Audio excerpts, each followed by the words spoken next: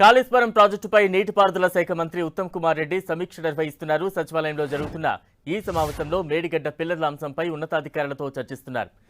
ENC Muralidhar, ఇతర ఉన్నతాధికారులు ఈ సమావేశానికి హాజరయ్యారు.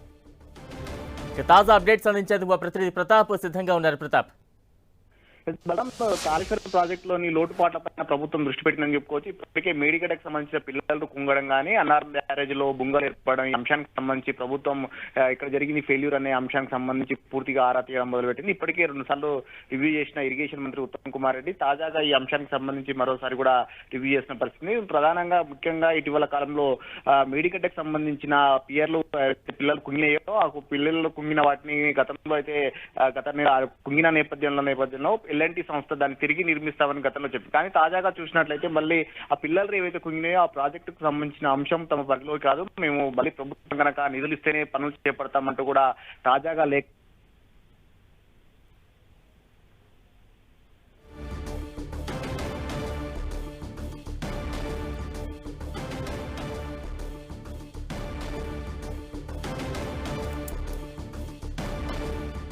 మొత్తంగా కాళేశ్వరం ప్రాజెక్టుపై మంత్రి ఉత్తమ్ కుమార్ రెడ్డి ఉన్నతాధికారులతో సమీక్ష నిర్వహిస్తూ ఉన్నారు. మేడిగడ్డ పిల్లల అంశంపై అధికారులతో చర్చ అయితే కొనసాగుతోంది. దీనికి సంబంధించిన బ్రేకింగ్ న్యూస్ చూస్తున్నాం. సచివాలయంలో మంత్రి ఉత్తమ్ అధికారులతో సమావేశమయ్యారు.